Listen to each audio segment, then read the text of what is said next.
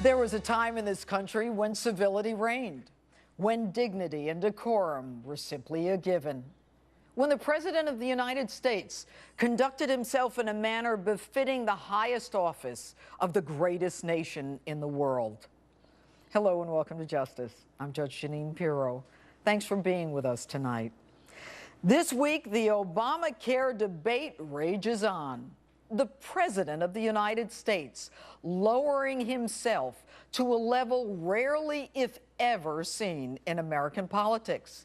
His comments laced with ridicule and sarcasm. And now they've gone beyond just holding Congress hostage, they're holding the whole country hostage. But it gets better. Take a listen to his top advisor, his head cheerleader, Nancy, his Senate Majority Leader, and the guy who invented the internet.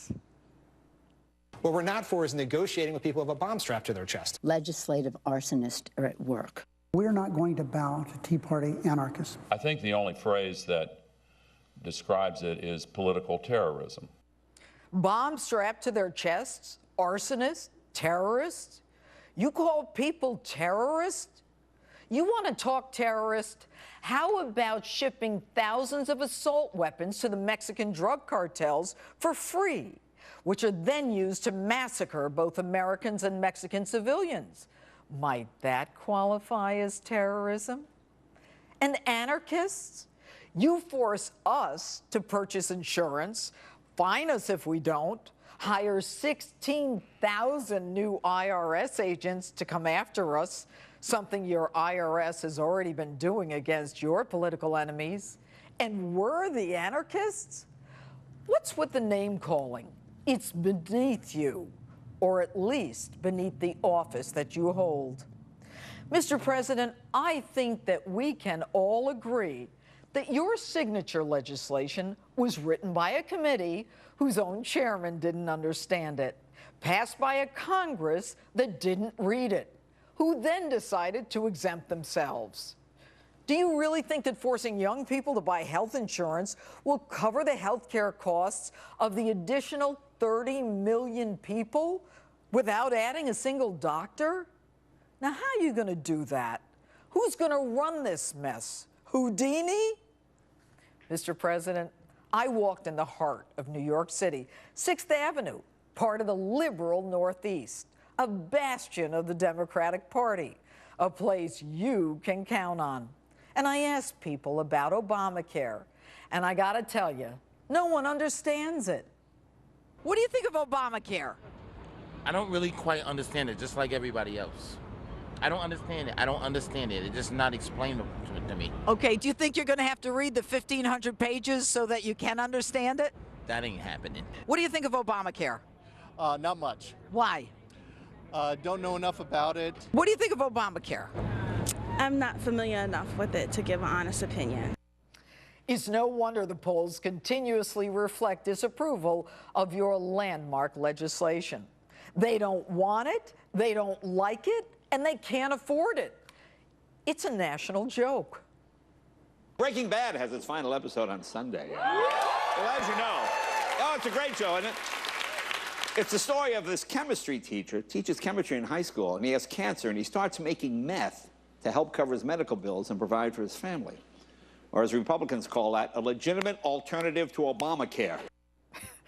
Do you remember in your sales pitch you promised that Obamacare would lower premiums for families by $2,500, that no one would have to change their doctor, and that we could keep our current plans, and that it will not hurt jobs? Well, here's the inconvenient truth. As a direct result of Obamacare, more than 300 companies have already either eliminated jobs or reduced full-time jobs to part-time jobs. You promised that we could keep our doctors, but those health care exchanges, you know, the ones that begin this Tuesday, they don't even identify the doctors.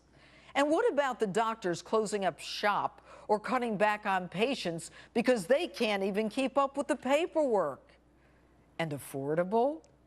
Many across the country will face hikes of 30, 40, 50% or more. And by the way, did your lawyer in over his head holder review your landmark legislation? To me, it sounds like he did, because every time it's supposed to be rolled out, there's another problem and another delay. Could you do me a favor? Could you give him a little note from me? You cannot change a law passed by Congress without congressional approval. You can't just say, okay, this one's not going to work, so forget about it. And you dig your heels in even more by ridiculing anyone who opposes your law as rich fat cats who've already got good health care. Some of the Tea Party's biggest donors, some of the wealthiest men in America, are funding a cynical ad campaign trying to convince young people not to buy health care at all. I mean, think about it. These are billionaires several times over. You know they've got good health care. Mr. President, with all due respect, if your health care plan is so great, why aren't you enrolled in it? Why don't you change course a little and lead by example? If your plan is so great, why did you exempt your union buddies? You know, the ones who helped you get elected. And if it's so great, why are Congress and federal employees not enrolled in it? And you want to talk fat cats? It seems to me like you guys are the fat cats, and we're the peons who have to pay for this mess that will do nothing but enslave our children and grandchildren for generations to come. And then you trash Fox News Channel because we call you out on it. If you talk to somebody who said, well, I don't know, I was watching Fox News and they said this horrible. Mr. President, you're not talking to me, are you? You're not talking to me. You talking to me? You talking to me? Well, then who the hell else are you talking to? Talking to me? Well, I'm the only one here. Mr. President, I'm not the only one here.